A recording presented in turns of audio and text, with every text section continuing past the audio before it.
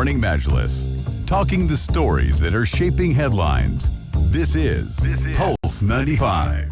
Hello, good morning and welcome back onto the Morning Majlis. Now, we're going to be talking about the world of rankings. Now, to what extent do we decide on a place to go to or decide on a hotel to stay at or a restaurant to visit or even a company to opt for, even gyms to sign up for based on rankings? But sometimes companies in the procurement department specifically would be interested in the world of rankings. Now, a lot of magazines, a lot of publications, a lot of different analysis companies do come up with their own rankings, and amongst them is Dun & Bradstreet. So we're speaking to the managing director, Manjeet Chabbra. So a very good morning to you, Manjeet, and thank you for joining us on the Morning Majlis. Good morning, Abdul Kareem, and thanks for having me. Well, you're joined by my co-hosts, Rania and Ahmed as well, who will be throwing some interesting questions at you because we've got plenty. But first up, we want to ask you about the ranking system. How do you come up with it? And you've been the company's been doing this for years, but why rankings specifically? Sure. So why ranking? And you started with the why. I think that's the right way. We also tell our customers every time start with a why. In fact, ask why at least 3 times so you define the problem first. But before we talk about what's specific to the new DUNS 100 ranking, which is new to UAE, if this concept exists in other markets and we've been doing it for a while, like you said, but we brought it here. And the reason is simple. We have so many companies out there. In our data cloud, we have 400 million entities. So this is, you can say, the biggest database of commercial entities of a kind anywhere in the world. And for UAE itself, we are talking about 500,000 companies. In the context of Sharjah, we are talking about 70,000 companies. Mm-hmm. So this has all kinds of companies, big companies, small companies, good companies, and not so good companies. And in this market, we know that it's very difficult to get even a simple list of companies in a particular sector. Here we are talking about that list, plus a ranking of top achieving companies in the country. So if any were to look for companies in a particular sector, it's very simple for you to look it up. You see all the key players and you look at the ranking. So I think for companies, it's about having that culture and mindset of continuous improvement. When you opt in to get this ranking, either you make the cut, so you know you are best of the best, or you don't, but you get the feedback on areas for improvement. Because this is based on a set criteria. I mean, we have been doing it for a while. We have a group of economists that are good at analyzing performance of these companies based on financial performance, based on operational performance, based on the quality of work that they've been doing, quality of management. So all of this comes together for us to assign a ranking to the company. And can you talk to us about how this number that you assign, how it correlates to the growth of a company? Sure. So that's actually a very, very key factor. We look at, of course, the quantitative aspect and the qualitative aspect. So financials carry the maximum weight, but financials sometimes do not tell the entire story. So there might be a new kid on the block who's very good at innovative stuff, so they will score high. But there is a company that has a good vintage. For example, as Dun & Bradstreet, if we are talking about 180 year of history and legacy, that counts for something. You know that the company is very resilient. It has seen ups and downs. So there is vintage. We are looking at the trend year on year, if that is available. At least 3 years, if we have data points, we can see the trend in it and we can predict how this company is likely to do in the foreseeable future. And in general, what criteria exactly should the companies meet in order for them to score high? Sure. Yeah, that's a good question. So how we do it is, again, there is a set of questionnaire that's shared with the company. And they start with, of course, with what's the line of business, the history, when this company came into being, and of course, who are the key clients, who are the main suppliers, management background, what are their other business interests? Does it belong to a group? Is it a mainland company, or it is present in one of the free zones? So all of this information then comes back to us. We are looking at information within a particular sector. So we are comparing their performance to their peer group, because the challenges vary from business to business. So they will be compared with other companies that exist within the same industry group or the peer group. And this then information, of course, once we have all of this and we are assigning the ranking, like I said, in some way the feedback goes back to the company that this is your position or this is where you stand. Because benchmarking is really, really useful. Because all the time as business managers and owners, we are looking for validation of what we are doing. Because we know that we are already doing what we think is best for our business. We also know our own year-on-year performance, but we do not always know performance of our competitors. So we need to know really how is our growth or our performance compared with that of the industry. So I might be growing at 10% or 15% year on year as a business, and I'm happy and proud of my achievements. But if my competitors are posting a growth of 40% year on year, there is something not to celebrate in that context. And in terms of benefiting a firm, looking more into this, can a Duns number or a high score add valuation, monetary valuation to a company? So what it does is it provides an opportunity and a platform to the company that is part of this program. We have to remember that this is being looked at all over the world, because DNB is present all over the world. Our clients are all over the world. So when somebody makes it in this list, they have the visibility and they have the trust, because we are lending our trust of years to the performance of this company, because it's a very, very sound methodology which is time tested. So this company then gets to showcase its capabilities, its products, its services to the rest of the world. So if I, as a SME, if I make it to this list, I might get more inquiries from neighboring markets or from other countries. There could be M&A opportunities. There could be partnership proposals. So there is a lot that I have to gain from this ranking. So how does the ranking would work? Would you, let's say you offer it to, for example, your client is a government agency, and you've approached them saying, Sure. we'll come up with you, and we'll give you the ranking system. But on the other hand, you're saying that the listed companies will get a benefit as well. Would you go up to them and say, hey, we can rank you higher and here's a fee? Would you be able to do that? Or is that something completely based on assessment and you only serve the client, or how does it all work? No, it's absolutely 100% based on the performance of the company. Mm-hmm. It is, yeah. So what will happen, you talked about government. So because we are working closely with many government bodies here as well as elsewhere in the world. And for them, procurement is big. So, suppliers, they are very, very smart group of people. They know what they're looking at. They are all the time looking at good quality delivered to them in the fastest possible time at the best terms, which is rare.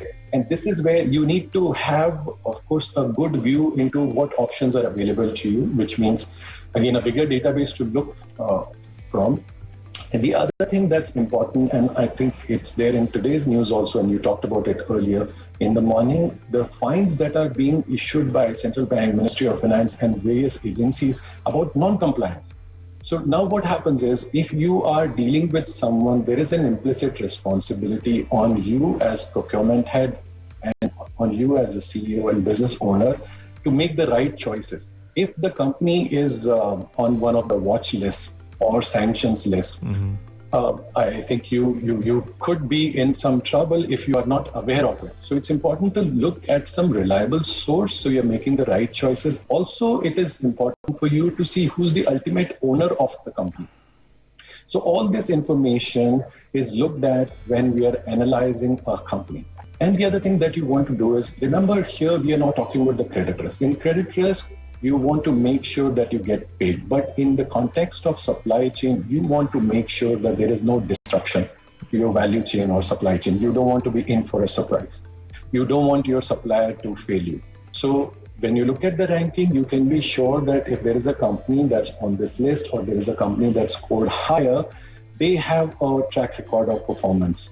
Yeah. So this gives you that comfort and peace of mind. And last but not least, for the supply chain, we are also talking about securing best terms. So sometimes you do not see the linkages between companies that we see, because we have been creating these, this now in this day and age, everything is connected. So we see those dots and we can see the cross ownership between various entities. We can look at the partnerships, we can look at the alliances that exist, and all these linkages exist. So just imagine, as a procurement head, if you are sitting across the table to negotiate a big contract with someone and you have this good view, sometimes even in a graphical format of the company, you are talking about the parent-child relationship, you are looking at your overall spend with that group, directly, indirectly. The first layer of suppliers and the second layer, we are talking about full nth degree. So this also comes in hand. We say information is power.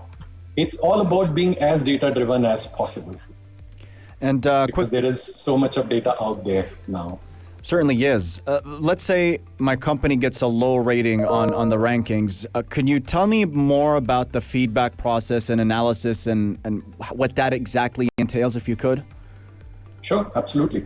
And this is a very, very key, I would say, benefit to a company that wants to be part of this program, because for me, it is invaluable as a business owner. If I, can either celebrate the performance and recognition or get the feedback. So when we have finished our analysis, when the list is published, we are approached typically by the companies that have not made the cut, or the companies that are surprised because they thought that they were a key player in their sector, but they are not.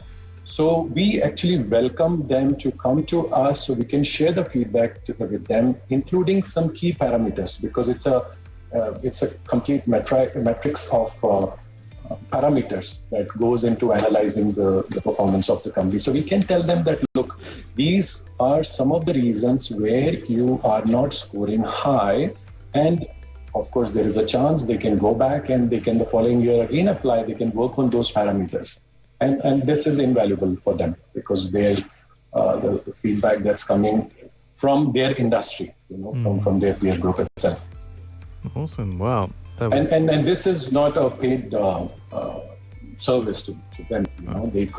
They could come and take the feedback. Of course, if they want our assistance to improve upon a particular area, and they are looking to engage with advisors from anywhere, any subject matter experts, this is something they may have to budget for. But then, of course, the benefits will far outweigh the investment that they'll be making. Certainly. Wow. It's all about having sound business processes, because most of the time, we are looking at the numbers, but numbers are a result of a company having sound business processes. Wow. Awesome. Great to have you on the program, Manjeet. Lots of points to carry and assess as well at the same time. And we would love to have you back on the program at some point soon. But thank you very much for your time this morning. Thank you very much. That was Manjeet Chabbra, who is the managing director at Duns & Bradstreet. And so we are going to be taking a shift in our discussions. We're going international again with a big development that took place in Nigeria. So just before the news headlines, we'll have that discussion. So do stay tuned to Pulse 95. Pulse 95. The Morning Majlis, talking the stories that are shaping headlines. This is Pulse 95. It's amazing to hear how the conversations about home country go straight to the food. That's what we're talking about off air. But We got hungry now. the best month stuff to try. If you know a place, then do let us know on the text line 4215. Now, the big question is that there's a new trend in the United Arab Emirates, apparently, according to a local daily, that companies are now offering people to go back home, like to their home countries, and work for a lesser pay. Would you agree with that? Because understandably, there's a lot of people from this region. So people, let's say, from Iraq, Jordan, Pakistan, India. But imagine if you're from Australia and they send you back home. You're miles away, and waking up at an odd hour to be working in Dubai hours or UAE hours or wherever you are would be crazy. Imagine waking up at at 2 in the morning and doing a show. A show or even work. I'm thinking about a show. Your 8 a.m. bang on time. It'd be crazy. I don't stand it. But do let us know on the text lines 4215. Would you be able and be happy to do a pay cut and just work from home? I think that's the concern for me is the possible exploitation of employees. If they're working from another country under a remote working scheme, they might not be under the same laws and regulations that they would be here, and sort of companies might take advantage of the fact that they're abroad to pay them less or lower salaries as well. So this as a form of worker exploitation is a possibility. I think some companies would certainly do that as well. But even from a logistics point of view, tracking people's remote work when you're not within a physical proximity to them is probably a lot more tricky this time around. But I think this story really showcases just how normal it is now, this remote working arrangement is across the board, and how a lot of companies see it as part of their restructuring. Do you guys see us going back to our home countries and recording from home? I'm thinking the first thing I'm thinking about is internet connection. Exactly. It's really bad in Iraq. It's not the For best me, at least. in Jordan either, for sure, where I'm from. Jordan is actually much better. In Zarqa, where I'm from, it's not the best.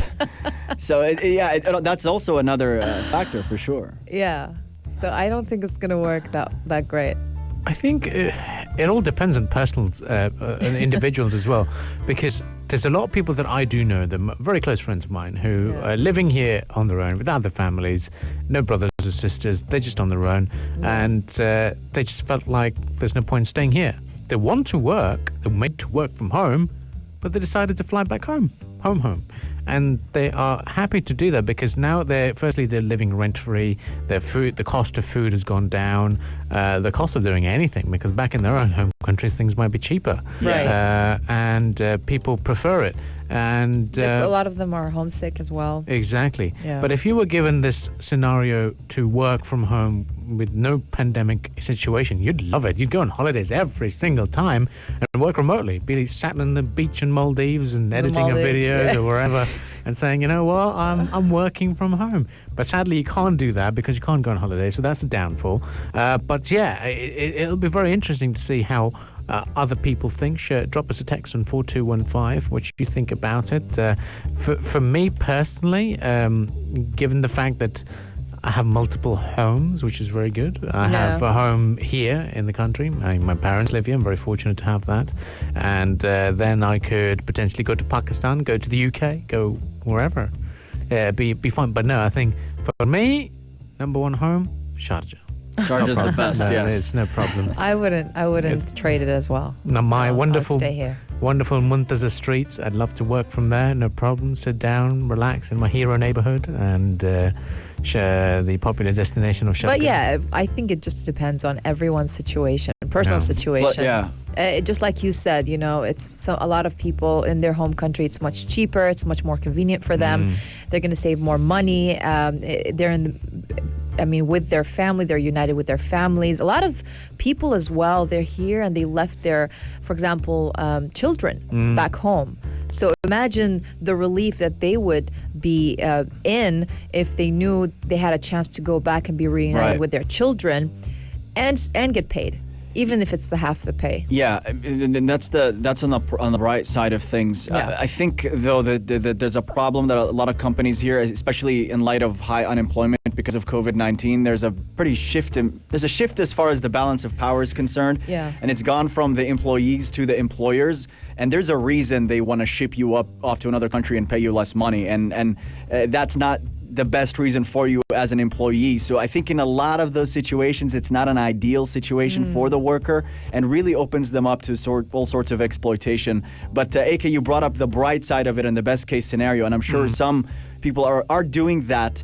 But I think also in a lot of cases is a lot of not so pleasant scenarios happening. Yeah, exactly, because most of these people would say, we came to the United Arab Emirates for a better pay and a better lifestyle. Right. Yeah. Now you're sending me back home for the same amount of money I would have made by being employed by an employer in my home country. Yeah. What's the point of working for you? That is another problem. So you can't, as an employer, you also need to understand that should you let your employee take that benefit, but take away from it by saying, oh, it's a win-win situation, you're in a risk for them to abscond and not reply to your emails. Yeah, and that's right. You know, so you got to be mindful of that. So it's just down to the preferences and down to what is good for people. So do stay tuned to Pulse 95. Do send us your thoughts and messages on 4215. We'll continue discussions right after the sports headlines. This is the Morning Majlis on Pulse 95. Pulse 95. 95. Between local lines. Notes from the Emirate.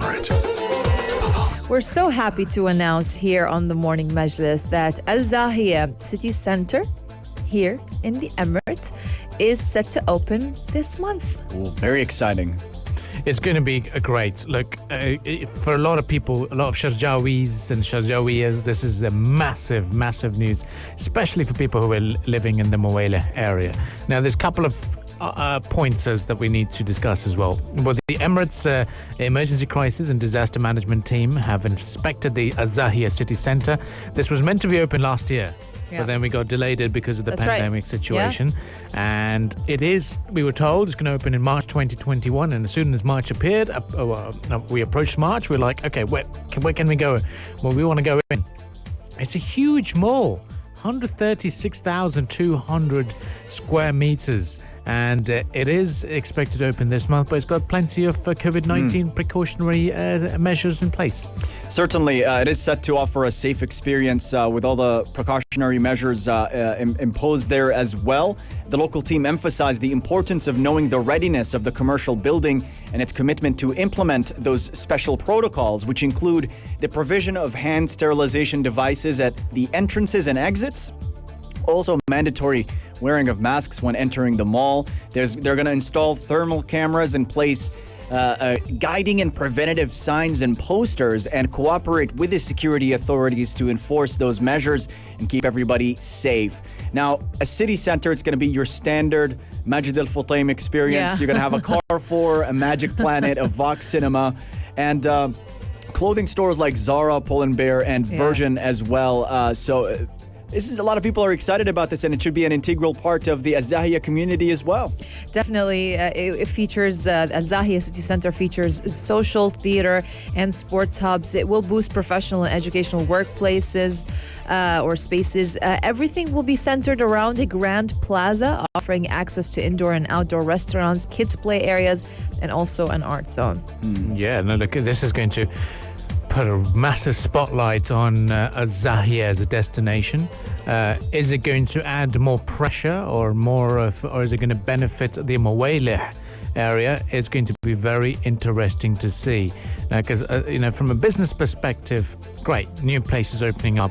But from other side of business perspective, our rent's going to go high up for Muwailah area is going to be something very interesting to see. So we're hoping that the things will be balancing out, but maybe it's going to encourage more footfall to the Muwailah area and lead people to explore the new dining options. Because I'm trying to think